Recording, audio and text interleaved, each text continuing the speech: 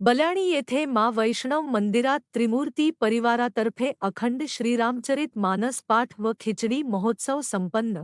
ईश्वर कृपेने आदिशक्ती मा भगवतीच्या शुभ आशीर्वादाने त्रिमूर्ती परिवारातर्फे मकरसंक्रांती निमित्त खिचडी महोत्सव टिटवाळा व आंबिवली दरम्यान बल्याणी येथील मा डोंगरवाली मृया दुःखहरणी वैष्णवदेवी मंदिरात अखंड श्रीरामचरित मानस पाठ आणि खिचडी महोत्सव व भंडाराचे आयोजन करण्यात आले होते।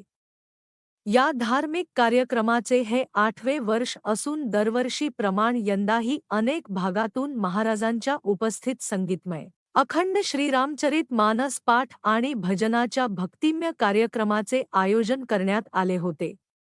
यावेळी परिसरातील भाविकांनी या धार्मिक कार्यक्रमाला उपस्थित राहून शोभा वाढवली, तर महाप्रसादाचा मोठ्या संख्येने लाभ घेतला।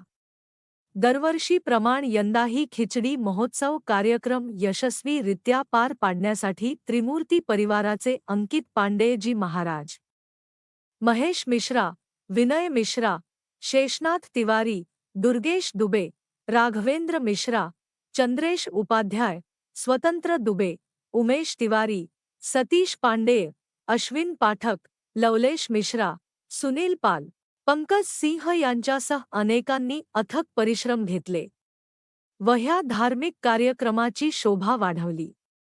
रवींद्र जाधव, टिटवाळा।